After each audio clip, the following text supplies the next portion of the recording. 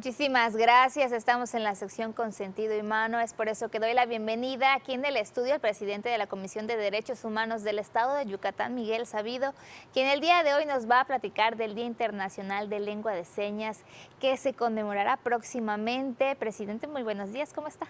Hola Nidia, buenos días, muchas gracias. En efecto, hoy queremos hablar de esta conmemoración, de este Día Internacional de la Lengua de Señas que se celebra cada día 23 de septiembre. Este viernes ya. Este viernes, sí. Déjame decirte que en 2017, en diciembre del 2017, la Organización de Naciones Unidas instituyó este día 23 de septiembre y que se empezó a conmemorar desde el 2018. Precisamente porque en esa fecha, en 1951, se conforma un Congreso Internacional de Personas Sordas, que posteriormente se convierte en una federación internacional, en una asociación internacional, que incluso hoy es parte de un Consejo Consultivo de Naciones Unidas. Entonces, se instituye este día con el fin de poder concientizar a la sociedad en general sobre la importancia que tiene la lengua de señas para poder comunicar, sobre todo a las personas que tienen alguna discapacidad auditiva, ¿no? Entonces, a nivel nacional también conmemoramos el Día de la Lengua de Señas, el Día Nacional, que es cada 10 de junio, pero a nivel internacional es cada 23 de septiembre. Presidente, la importancia de esta lengua de señas en diferentes países, pues cada uno de ellos tiene su propia lengua de señas. México no es la excepción, tenemos la lengua de señas mexicana. Sin embargo, también aquí en el estado de Yucatán existe una particularidad. Sí. Hay un propio lenguaje de señas en una comunidad. Es correcto. Se dice que a nivel internacional hay aproximadamente 300 tipos de lengua de señas diferentes. En cada región está pues particularizado, ¿no? En el caso de nuestro país, pues la lengua que más prevalece es la lengua de señas mexicana, como bien señalabas. Y en Yucatán, pues tenemos también esa peculiaridad, ¿no? Sobre todo esto en ciertas zonas rurales o comunidades indígenas.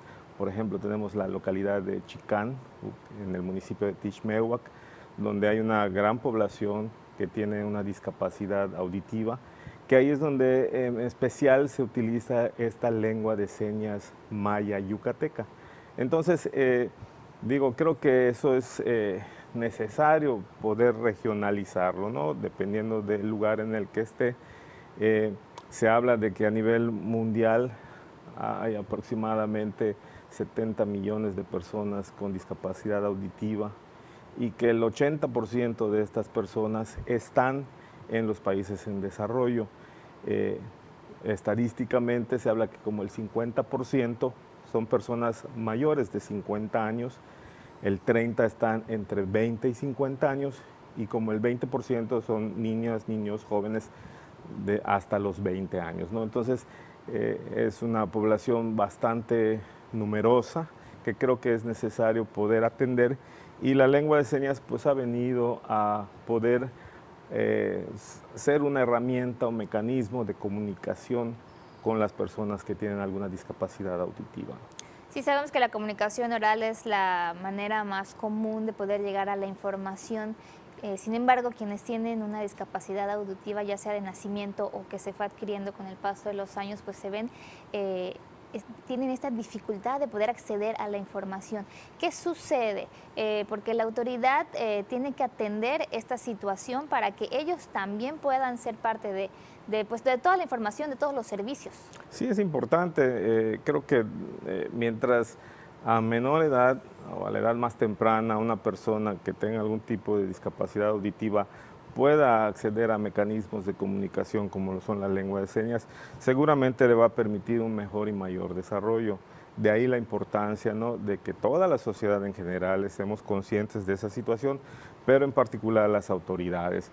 No sé si recuerdan que hace unos mesecitos atrás nos acompañó un representante de un equipo ganador de un proyecto que Sí. hicimos desde la comisión que se llama Proyecta Derechos Humanos, y que este proyecto precisamente habla de la importancia de poder generar políticas públicas, de generar reformas legislativas para que a nivel gubernamental se puedan pues preparar intérpretes en lengua de señas Y que para estén en los lugares. claro, para poder atender a todas las personas que necesiten de este servicio.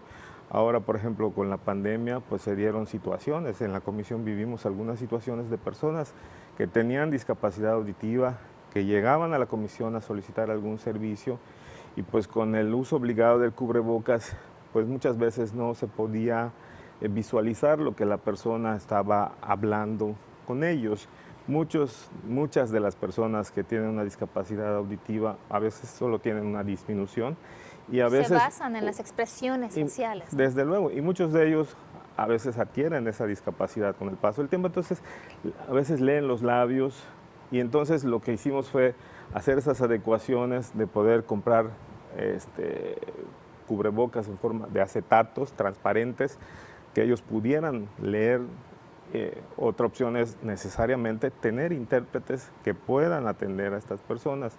Entonces, creo que eso es necesario, ¿no? La lengua de señas se dice que es un lenguaje pidgin, que significa un lenguaje mixto, porque la lengua de señas o las personas con discapacidad auditiva cuando hablan en esta lengua utilizan la cara, las manos, los brazos, el cuerpo, gesticulan, o sea, son muchos elementos que permiten esta comunicación. Entonces creo que esto sí es necesario poder generar mayor conciencia en la sociedad, ¿no? Y de ahí la importancia de poder conmemorar esta fecha, de poder celebrar esta fecha para que se haga mayor y mejor conciencia en la sociedad.